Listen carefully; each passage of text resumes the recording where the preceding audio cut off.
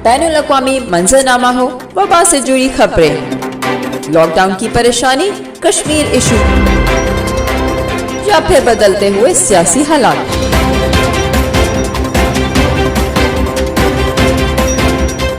सब कुछ जानने के लिए देखिए @TV लंदन। बिस्मिल्लाहिर्रहमानिर्रहीम, अस्सलाम वालेकुम। मैं हूँ सादिया और आप लोग देख रहे हैं @TV London with Sadia Sadat. आज हमारे शो में जो शख्सियत मौजूद है वो किसी भी तारुफ का मोहताज नहीं, जनरल एजाज अवान साहब। ये बहुत पाया के तज्जिया निगार हैं और मुख्तलिफ टीवी चैनल्स के ऊपर भी आते हैं और अपने तज्जिया से लोगों को आगाह करते हैं। तो आज हम भी इनसे इसी हवाले से बात करेंगे कि जो आजकल जिस तरफ ये जो सियासत चल रही है और स्पेशली जो एक टग ऑफ वॉर चल रही है बिटवीन एस्टैब्लिशमेंट और जो सियासतदान, तो इस हवाले से थोड़ी इनसे बात करेंगे। तो अस्सलाम वालेकुम सर। वालेकुम सलाम सादिया। सर, सबसे पहले तो आप मुझे बताएं, ये जो टग ऑफ वॉर चल रही है बिटवीन फौज और जो सियासतदान, आप इसको कौन जिम्मेदार समझते हैं? Sadia, thank you very much. ये कोई नई चीज नहीं है। ये हमारे मुल्क की सियासत कुछ इस तरह की है कि इसकी 2-3 फीचर्स बड़े अहम हैं।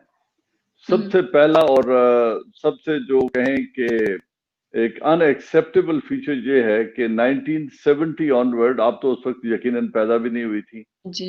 We were young, I was young college student.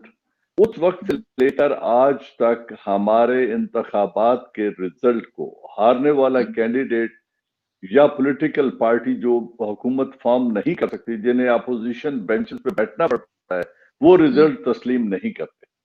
क्योंकि हमारे मुल्क में सियासत सिर्फ की जाती है इक्तदार में आने के लिए।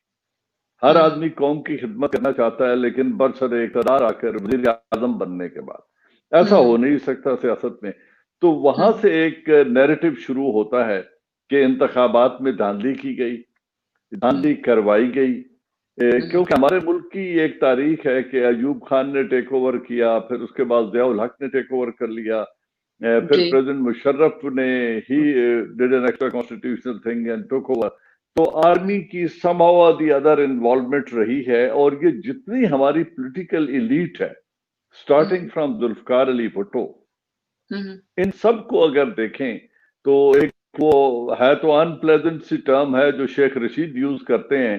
वो कहते हैं ये सब आर्मी के गमले की पैदावार है, उसमें लगाए हुए पौधे हैं। तो जुल्फकार अली भुट्टो भी अयूब खान को डैडी कहा करते थे। उस वक्त उन्होंने भी उन्हीं से तरबियत हासिल की और फिर सियासत में आए और फिर पीपल्स पार्टी बनाई। उस वक्त जो कन्वेंशन लीग बनी, आज के जितने सियासतदान हैं इनके वालिदैन उस वक्त कन्वेंशन लीग में थे। फिर ज़ियाउल हक साहब ने जब आया, उन्होंने जुनेजो लीग बनाई और नॉन पार्टी बेस्ड इलेक्शन कराया, ये सब उसमें शामिल हो गए। उसके बाद उसमें जब जुनेजो साहब फारिग हुए तो नवाज शरीफ ने उस लीग को कन्वर्ट करके नून लीग बना लिया। ये भी गवर्नर जिलानी की वसातत से आए। और बाद में मुस्लिम लीग क्यू जो है, ये मुशर्रफ के दिनों में चौधरी बरादरान ने भी सियासत मुस्लिम लीग क्यू के प्लेटफॉर्म से प्रेसिडेंट मुशर्रफ के अंडर ही की। तो एक लिहाज से इन्वॉल्वमेंट तो रही है अदारे की। ये हम नहीं कह सकते कि पाकिस्तान आर्मी की सियासत पाकिस्तान की सियासत में इन्वॉल्वमेंट नहीं रही। अब इस वजह से चूंकि सबके राब्ते रहे हुए हैं, सब किसी न किसी तरीके से मिलिट्री लीडरशिप से लिंक्ड रहे हैं, तो वहां से एक नैरेटिव जन्म लेता है और वो कहते हैं जी जो हार जाए कि हमें फौज ने हरा दिया, जी हम एक्सेप्टेबल नहीं थे फौज को। तो ये इस वजह से जो बयानिया आजकल नवाज शरीफ जी के, मैं आर्मी के खिलाफ और ISI के खिलाफ और नाम लेके बातें कर रहे हैं, हालांकि मैं समझता हूं कि मेरे जो साबका अदारा है उन्होंने एक करेक्शन अप्लाई की और एक रियलाइजेशन है कि पाकिस्तान आर्मी को सियासत से दूर रहना चाहिए, क्योंकि पाकिस्तान की सलामती और पाकिस्तान आर्मी का वकार लाजिम व मलजूम है एक दूसरे के लिए। पाकिस्तान है तो आर्मी है, और अल्लाह के करम से अल्लाह की बात अगर कोई दुनिया में जमानत है तो पाकिस्तान आर्मी है पाकिस्तान की सलामती की। लिहाजा इस अदारे को नॉन कंट्रोवर्शियल रहना बहुत जरूरी है।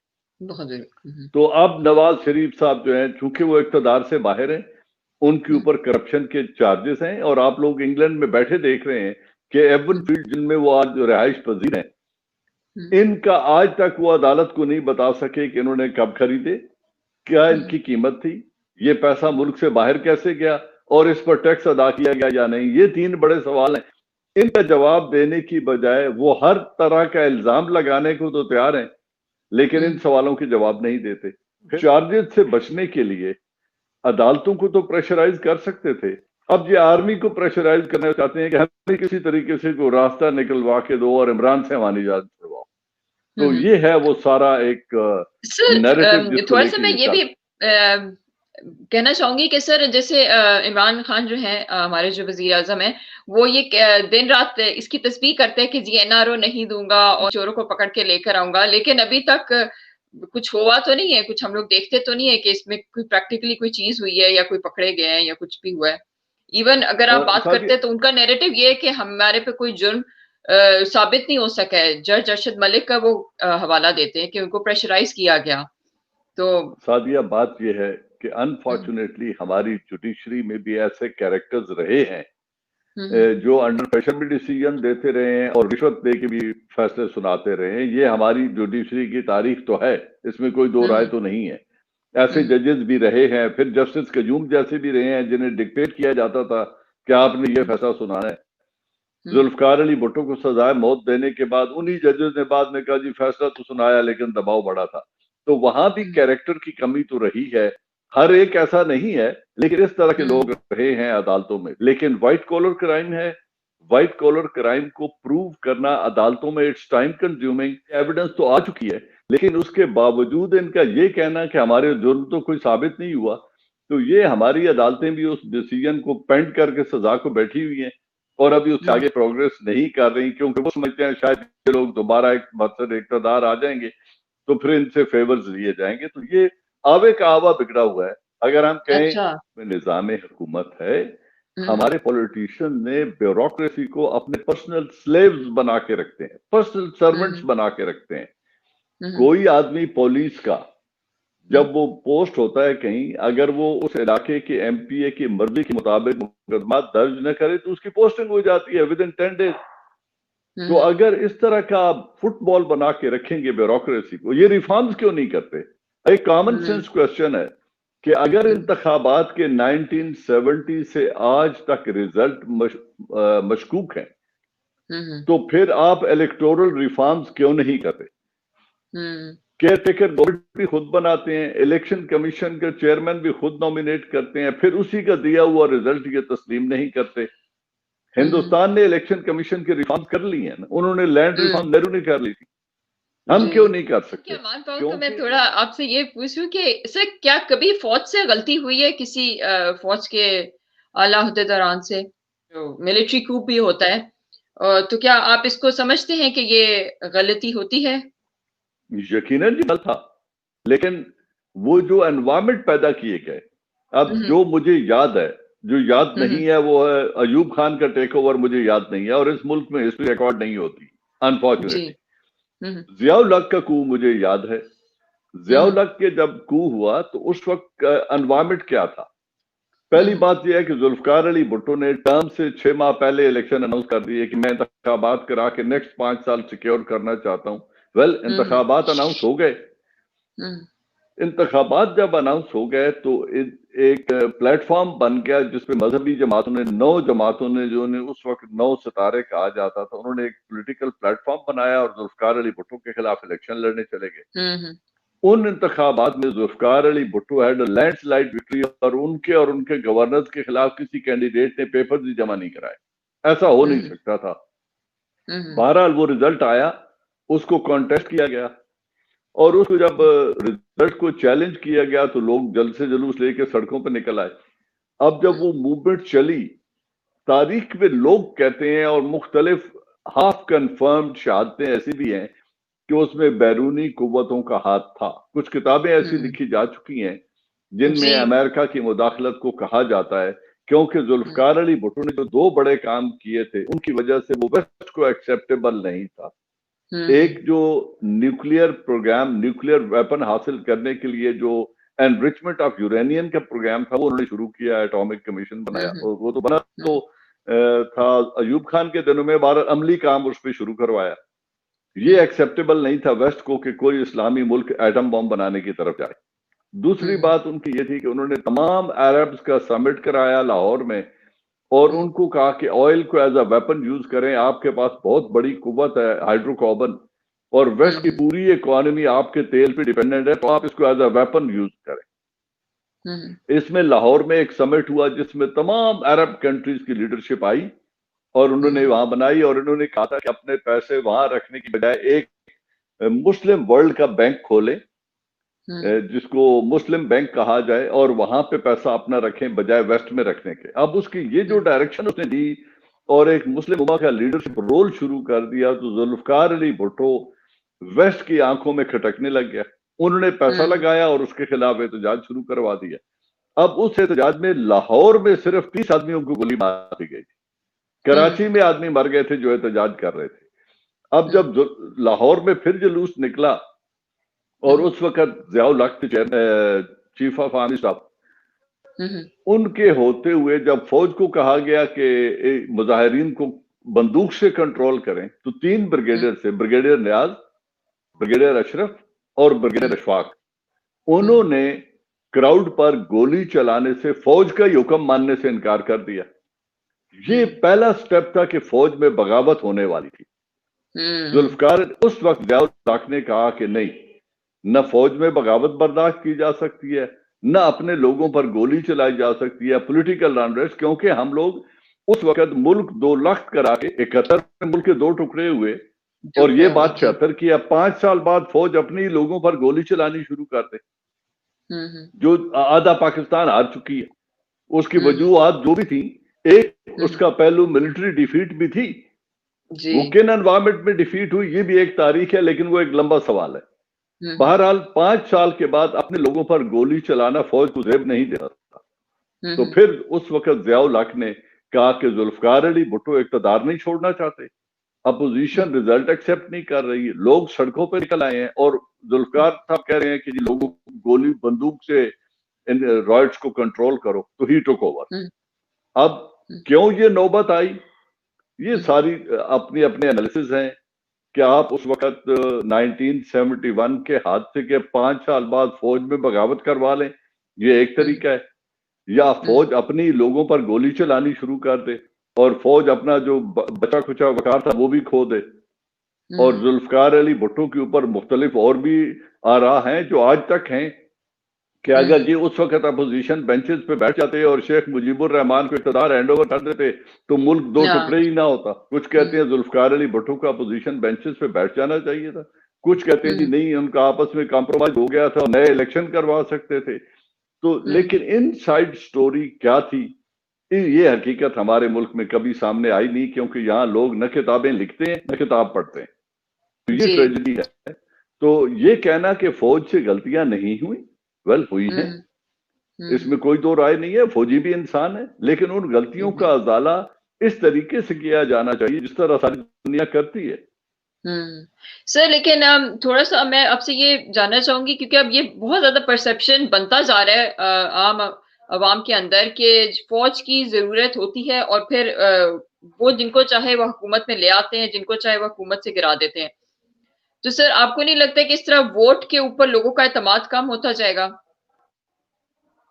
आप मुझे ये बताएं सादिया, ये सब दूध पीते बच्चे कि फौज जिसको चाहती है इक़्तिदार में ले आती है, जिसको चाहती है ले लेती है।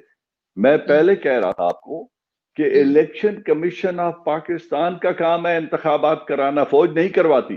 क्या फौजी किसी, आप आम शहरी से पूछ लो, ब्रिंग 10 विटनेसेस, पूरे मुल्क में से आप 10 गवाह ऐसे ले आए जो कहें कि हमें फौज ने कहा कि इधर वोट नहीं डाली, इधर डाली।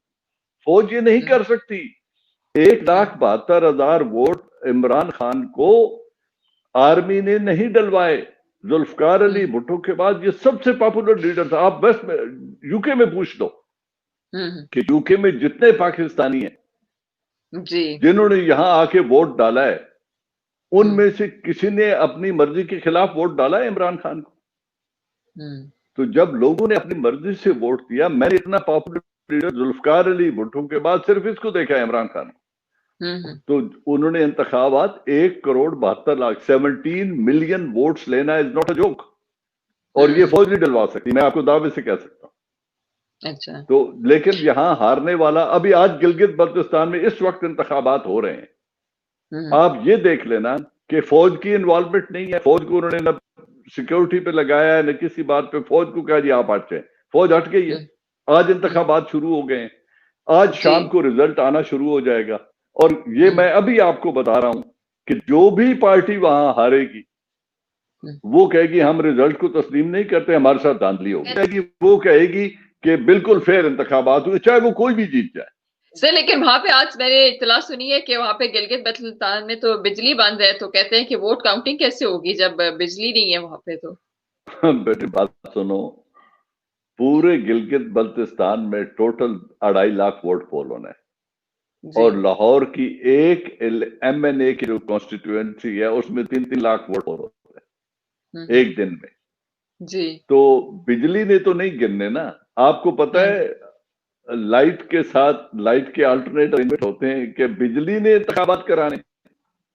जी नहीं, वहां पे लोग ऐसे कह रहे हैं कि बिजली नहीं है, लोग वोट काउंटिंग कैसे करेंगे, फिर धांधली होगी कि अंधेरे में। आप मुझे ये बताइए, 1937 में जब इंतखाबात हुए थे, जी जी, ऑल मुस्लिम लीग के और कांग्रेस के हिंदुस्तान में, जिस वक्त मुसलमानों ने अपने कायदे आजम मोहम्मद अली जिन्ना की मुस्लिम लीग को वोट दिया था, उस वक्त गांव में बिजली थी। उस वक्त तो वेस्ट पाकिस्तान पूरे में बिजली ही नहीं थी। हाँ जी। तो वहां इंतखाबात ठीक हो गए थे। जी जी।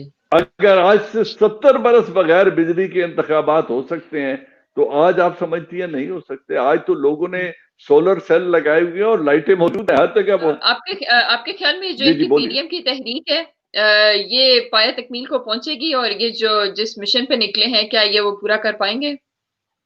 पाकिस्तान की तारीख में तो आज तक हुआ नहीं है। उसकी मैं आपको 2 मिसलों। पहली बात यह है कि अगर पीडीएम कोई प्लेटफॉर्म होता तो आज ये पीटीआई के खिलाफ प्लेटफॉर्म से गिलगित बल्तिस्तान का इंतखाब लड़ रहे होते, और तमाम पार्टियां एक तरफ हो जाती, पीटीआई को अलग करके इंतखाबात लड़ते। हो सकता है ये जीत भी जाते सारे मिल। लेकिन ये मैरिज ऑफ कन्वीनियंस है। ये अपना अपना जो एक्स ग्राइंड करने के लिए आए हैं, इनके आपस में एक दूसरे के साथ भी हमदर्दी कोई नहीं है। अब मरियम लड़ रही है बिलावल के खिलाफ इलेक्शन, बिलावल मरियम के खिलाफ लड़ रहा है, दोनों इमरान के खिलाफ लड़ रहे हैं गिलगित बल्तिस्तान में। तो ये तो है इनकी एक्चुअल अलायंस। फजलुर रहमान साहब चूंकि असेंबली से बाहर बैठे हैं, वो कहते हैं कोई तरीका करो मुझे असेंबली में वापस ले आओ, मैं 16 साल बाद असेंबली से बाहर बैठा हूं तो मुझे आराम नहीं आ रहा। क्योंकि वो मुशर्रफ के भी एलाई थे, नून के भी एलाई थे, पीपल्स पार्टी के भी एलाई थे। इस दफा वो बाहर रह गए। इस दफा इमरान खान ने उनके साथ अलायंस नहीं बनाई, तो वो बेकरार हैं। मछली जिस तरह होती है ना पानी से बाहर, वो वापस। ये मुझे अलायंस चलती नजर नहीं आती। और तारीखी हकीकत जो है वो ये है कि जब भी मुल्क में एहतजाज हुआ है,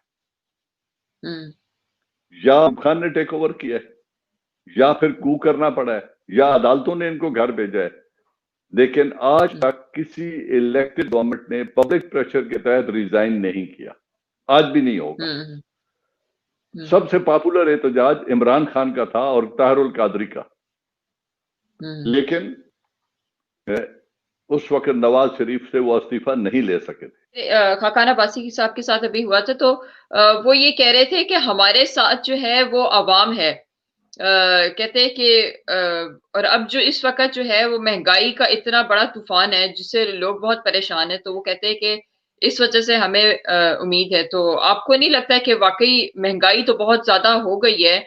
आम आवाम को तो बाकी चीजों से तो कोई गर्ज नहीं होती है, उनको तो ये रोटी कपड़ा, जैसे अगर हम देखते हैं तो चीनी इतनी महंगी होगी, आटा इतना महंगा हो गया है, मतलब पिछले इसी 1-2 सालों के अंदर। इसमें तो कोई आपको नहीं है जी, इसमें नहीं है कि बहुत ज्यादा महंगाई हो गई है, और हमारी इकोनॉमी को भी कोविड की वजह से पूरे वेस्ट के मुकाबले में सबसे कम झटका लगा है। जितना इकोनॉमी ने सफर किया है अमेरिका में, साउथ अफ्रीका में, फ्रांस में, यूके में, स्पेन में, इटली में, इतना पाकिस्तान की इकोनॉमी ने सफर नहीं किया। जी। आप लोगों के यहाँ देख लें इकोनॉमी की क्या हालत हो गई है, रियल एस्टेट की क्या हालत हो गई है, वहां की तजारत कितनी मुतासिर हुई है कोविड से। पाकिस्तान में भी ये इफेक्ट हुआ है, लेकिन अपोजिशन इस बात को नहीं मानी। वो कहते जी कोविड ने क्या किया, कुछ भी नहीं किया, क्योंकि इधर तो लोग कोविड को बीमारी नहीं समझते।